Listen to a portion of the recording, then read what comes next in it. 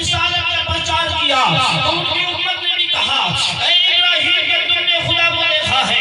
حضرت ابراہیم نے کہا نہیں، ہم نے خدا کو نہیں دیکھا، ہم نے جبرائیل سے سنا ہے موسیٰ کلیم اللہ ہے۔ ان کی امت نے پوچھا اے موسیٰ کیا تم نے خدا کو دیکھا ہے؟ حضرت موسیٰ نے کہا نہیں، ہم نے جبرائیل سے سنا ہے عیسیٰ روح اللہ ہے۔ ان کی امت نے پوچھا کہ تم نے خدا کو دیکھا ہے؟ حضرت عیسیٰ نے کہا نہیں، ہم نے تو جبرائیل سے سنا ہے۔ عیسیٰ جمال اللہ نے یہی کہا تھا، عیسیٰ روح اللہ نے یہی کہا تھا، نور اللہ نے یہی کہا تھا، اسماعیل حضرت ادریس نے بھی یہی کہا تھا، ہر پیغمبر نے یہی کہا کہ ہم نے دیکھا نہیں ہے بلکہ جبرائیل سے سنا ہے۔ لیکن جب مکہ کی وادیوں سے نبوت کا بادل طلوع ہوا، میرے نبی مکہ شریف میں پیدا ہوئے، پیدا ہونے کے بعد جب آپ نے نبوت کا اعلان کیا، خدا کے وحدانیت کا ڈنکا بجایا، اے لوگوں خدا ایک ہے، تو آپ کی امت نے یہی کہا، کفار مکہ نے یہی کہا تم نے خدا کو دیکھا ہے۔ اللہ کے نبی فرماتے ہیں وہ آدم صفی اللہ تھے جنہوں نے جبرائیل سے سنا ہے، وہ موسیٰ کلیم اللہ تھے جنہوں نے جبرائیل سے سنا ہے، وہ ابراہیم خلیل اللہ تھے جنہوں نے جبرائیل سے سنا ہے، وہ اسماعیل خلیل اللہ تھے جنہوں نے جبرائیل سے سنا ہے، وہ اللہ عیسیٰ روح یوسف جمال اللہ تھے جنہوں نے جبرائیل سے سنا ہے۔ اے حبیب اللہ، میں اللہ کا حبیب ہوں، میں نے سنا نہیں ہے، باتیں اپنی نگاہوں سے دیکھا ہے۔ نبی فرماتے ہیں رأیت ربی فی احسن صورۃ، میں نے اپنے رب کو حسین جمیل انداز میں سبحان اللہ، سبحان اللہ، اللہ اکبر، یا رسول اللہ، میلاد النبی، زندہ باد، اللہ اکبر، کسی نبی نے نہیں دیکھا، کسی پیغمبر نے نہیں دیکھا، کسی رسول نے اللہ کو نہیں دیکھا، لیکن دیکھا تو ہمارے مصطفیٰ نے دیکھا ہے، ہمارے رسول نے دیکھا ہے، تمہارے رسول نے دیکھا ہے۔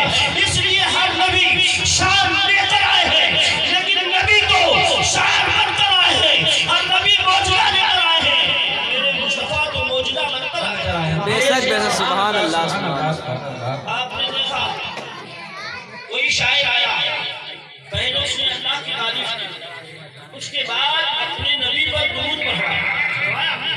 کوئی بھی شاعر آیا، یہ طریقہ میرے باپ کا نہیں ہے، یہ طریقہ خدا پاک کا ہے، یہ طریقہ رسول پاک کا ہے، یہ اولیاء اللہ کا ہے۔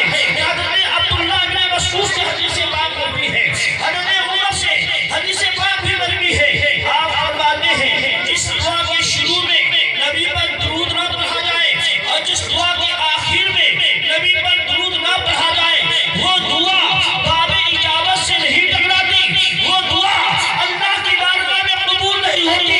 اب کوئی بھی جلسہ ہو، کوئی بھی میلاد ہو، کتنا بڑا بھی اجتماع ہو، اگر نبی پر درود نہیں پڑھا جاتا، سلام نہیں پڑھا جاتا، تو رب کی بارگاہ میں وہ جلسہ قبول نہیں۔ بے شک، سبحان اللہ، سبحان اللہ، اس لیے ہمیں آپ کو چاہیے کوئی بھی کام کرے تو درود و سلام پڑھا کریں۔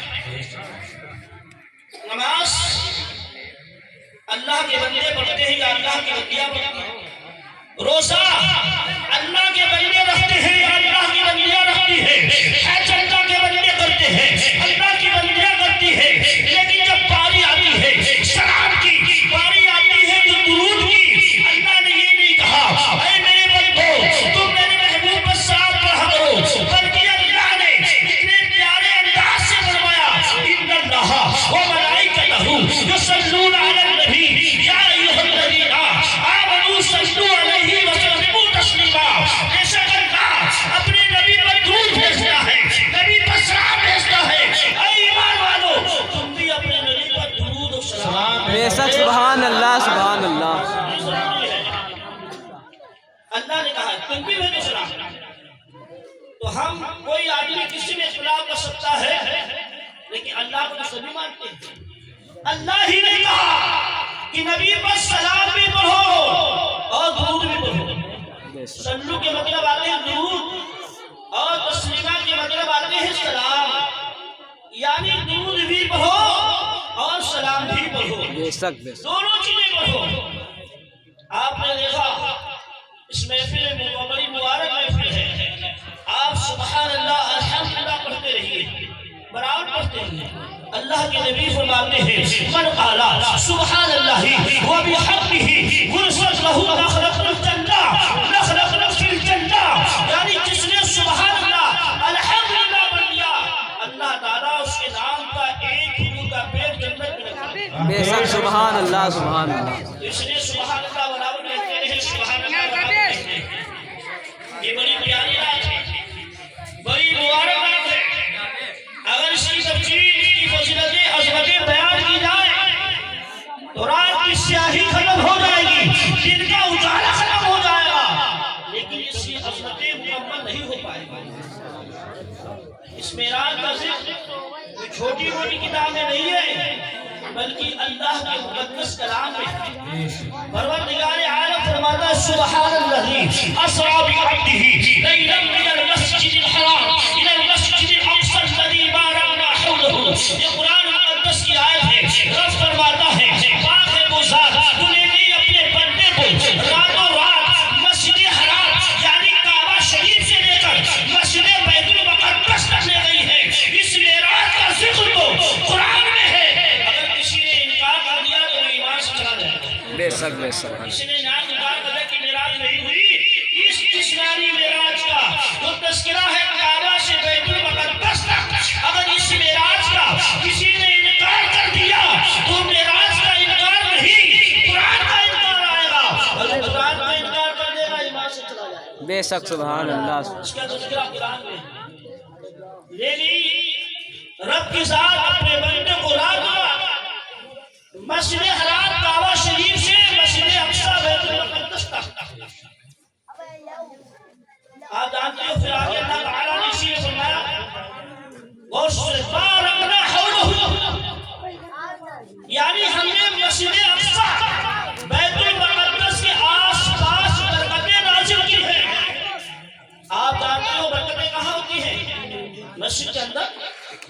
لیکن یہاں اللہ فرماتا ہے ہم نے بیت المقدس جو مسجد ہے میں نے اس میں آس پاس برکتیں نازل کی ہیں.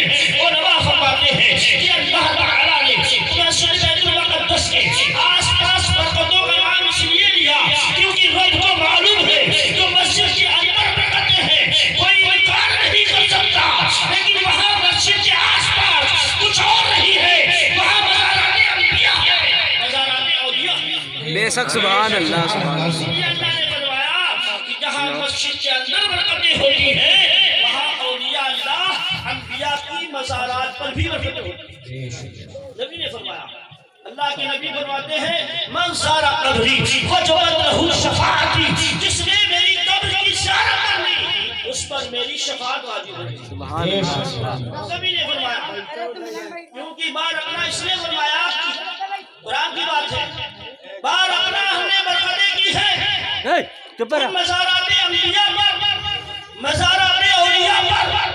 یہ تو آپ کو پتا ہے اللہ کی رحمت تو پوری دنیا میں برستی ہے. آپ دیکھ سکتے ہیں تو سب جگہ سے چلتی ہے، پٹریاں بچھی ہے، ٹرین چل رہی ہے، لیکن کوئی آدمی کسی پٹری کے کنارے کھڑا ہو کر اور کہے کہ میں ٹرین پر بیٹھوں گا تو سب کہیں گے نہیں تو ٹرین پر نہیں بیٹھ سکتا ہے. وہ کہے گا ٹکٹ بھی ہمارے پاس ہے، ہم جبہ بھی پہنے ہوئے ہیں، تھیلا بھی ہمارے ساتھ ہے، سب کچھ ہمارے ساتھ ہے، پھر ہم کیوں نہیں بیٹھ سکتے ہیں؟ یہی آدمی کہے گا اگر ٹرین پر بیٹھنا ہے تو پٹری پر نہیں، ٹرین پر بیٹھنا ہے تو تمہیں اسٹیشن جانا پڑے گا یا تو جنکشن جانا پڑے گا تبھی ٹرین پر بیٹھ سکتے. بے شک سبحان اللہ. یعنی یہ مثال اس لیے ہے کہ اللہ کی رحمت تو سارے عالم پر برستی ہے، لیکن اگر رحمت لینا ہے تمہیں اولیاء اللہ کی بارگاہ میں جانا ہے. بے شک بے شک. ولیوں کا معاملہ کوئی چھوٹا موٹا نہیں ہے، بہت بڑا معاملہ ہے. آپ نے دیکھا بہت سے جگہ دیکھا ہوگا آدمی پڑھتے پڑھتے زمانہ گزر جاتا ہے لیکن اپنی منزل کو نہیں پہنچ پاتا.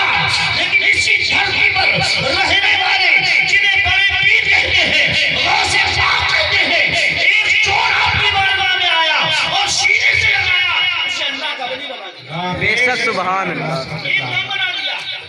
نبی کو کہتے نگاہ ولی میں وہ تاثیر دیکھی بدل گئے ہزاروں تقدیر اللہ کو بھی مانے اور اللہ کے رسول کو بھی مانے، نبی کو مانے اور صحابہ کو مانے، علی کو مانے، ولی کو مانے، کیونکہ ولی ہمیں پہنچا دیں گے علی تک، علی پہنچا دیں گے نبی تک، اور نبی پہنچا دیں گے خدا تک۔ بے شک سبحان اللہ جہاں جانا ہے وہاں قرآن میں اس لیے کہتے ہیں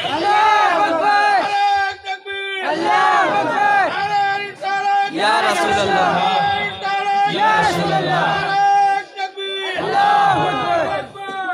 دیکھو نعرہ لگا رہے بیچارے، یہ نعرہ کسی چوکیدار کا نہیں لگا رہے ہیں، یہ نعرہ کسی نمبردار کا نہیں، ارے یہ نعرہ تو مدینے کے تاجدار کا لگا رہے ہیں۔ بے شک سبحان اللہ قبول ہو گیا، لوگ سماتے نعرہ لگانے میں، اب قبول ہو گیا اگر نعرہ، اب تحیہ میدان میں سن اللہ کے نبی نے دنیا میں تو ہماری میلادوں میں ہمارے جلسوں میں میرے نام کا نعرہ لگاتا تھا، آج میدان محشر میں بھی نعرہ لگا کے دکھا دیں۔ بے شک سبحان اللہ کوشش کریں گے کاش کہ ہم نے بھی لگایا ہوتا نبی کے نام کا نعرہ، ہم نے بھی لگایا ہوتا رسول اللہ کے نام کا نعرہ۔ آپ نے دیکھا ہم نبی نبی بار بار لوگ چلاتے ہیں، جو بھی ہمارے سب نبی نبی نبی نبی کہہ رہے تھے، مطلب کیا ہے؟ حدیث بتاتی ہے من حب شیئا اکثر ذکرہ، جو آدمی جس سے زیادہ محبت کرتا ہے اس کا زیادہ تذکرہ کرتا ہے، بے شک سبحان اللہ اس کا زیادہ تذکرہ کرتا ہے، کیونکہ اللہ کو صرف لا الہ الا اللہ پسند نہیں، صرف لا الہ الا اللہ، لا الہ الا اللہ۔ جنریٹر چلا دے بھیا